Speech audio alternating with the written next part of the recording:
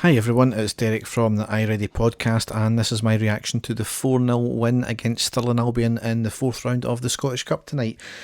Really, as we expected, no disrespect to Stirling Albion whatsoever, but it was more or less a training match for us tonight. Again, with no disrespect, it's what you would expect. We're a full-time club playing up against a second division part-time club who most of them have either been on night shift or been working throughout the day to come play this game tonight, so it's really what we expected. I know that Cove Rangers gave Hibs a bit of a scare last night, but certainly no scares like that tonight.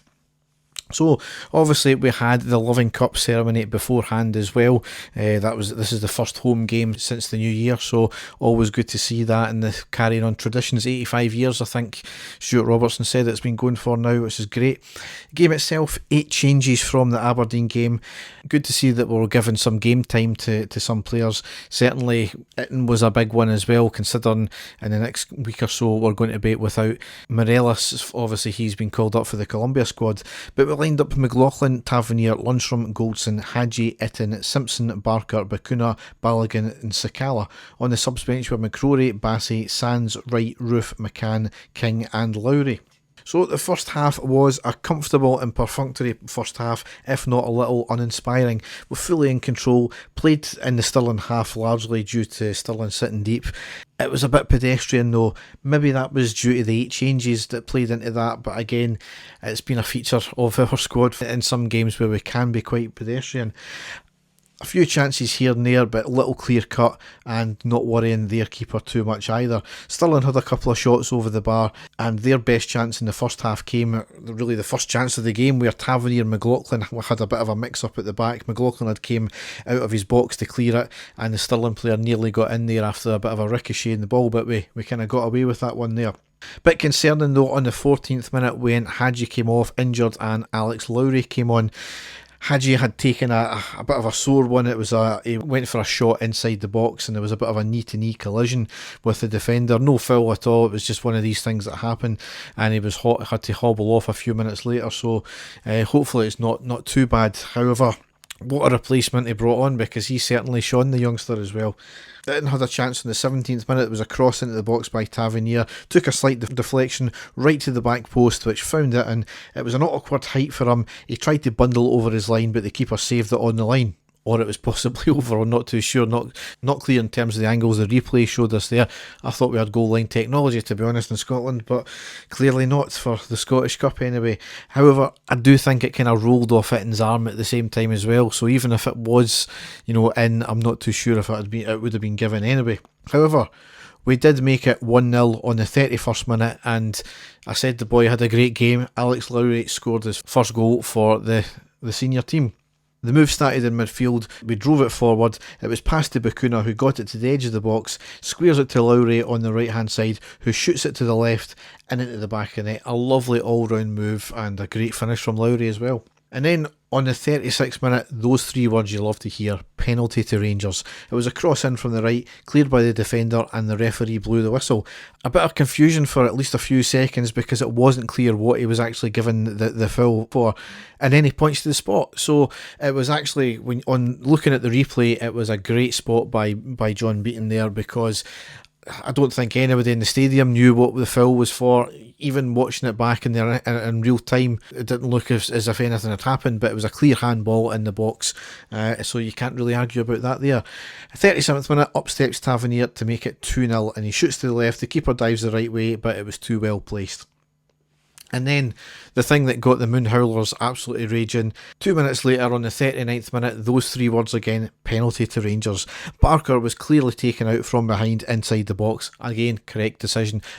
As we've said before, when we got 3 penalties in the same game, it really doesn't matter if you get 3, 5, 20 penalties in the game. If they're fouls inside the box, they're fouls inside the box, which means it's a penalty, so can't have any complaints there.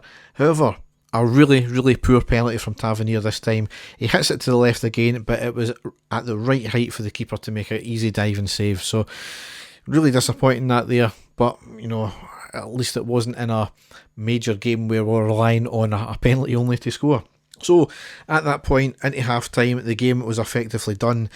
it was really just a case in the second half, get some minutes for the players, don't pick up any more injuries. Another few goals would be good, but we shouldn't be overextending ourselves because, we don't need to ultimately.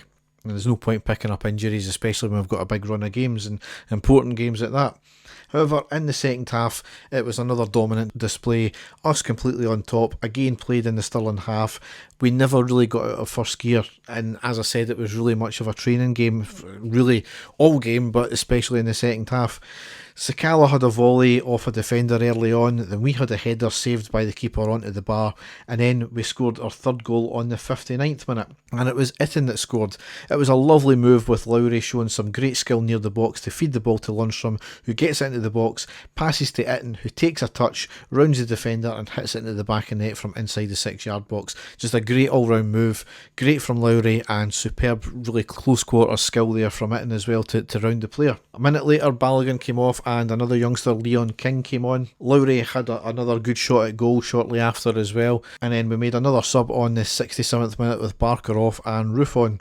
And then Stirling's best chance came on the 85th minute when it was a shot from inside the box from them. It was at pace. Defender maybe unsighting McLaughlin there. McLaughlin, I don't think it was too difficult for him, but he had to kind of move and get his arm out to it anyway. It was a decent save. And then we rounded off the game on the 86th minute with Sakala scoring the fourth goal. It was a lovely pass from Bakuna to the left side of the box for the on-run and pacey Sakala.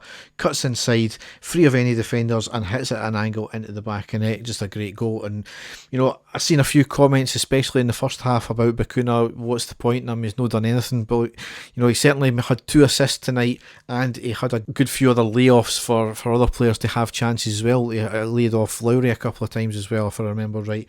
But easy win for us. Into the next round, I think the next round draw might be tomorrow after the games. I'm not too sure on that one, but we'll certainly be in that pot. Leads us into the next game, which is on Wednesday at 19:45, and it's at home against Livingston. So good that it's at home, no plastic pitch to contend with. However, Livingston, for the past few years at least, they've always been a bit of a bogey team for both the Old Firm teams. So it's going to be a difficult one. We need to up our game in terms of from what we played against Aberdeen tonight. Can't really take much out of the performance.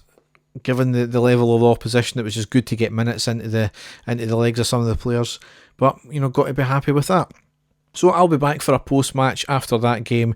As you know, Dave's away on holiday again just now, so we won't be back with a podcast until next Thursday. So that'll be before the Ross County game. We should have another podcast out. So, as ever, you can go to all the podcast outlets to hear what we do, as well as our website, which is ireadypodcast.wordpress.com. Thanks for listening, and goodbye.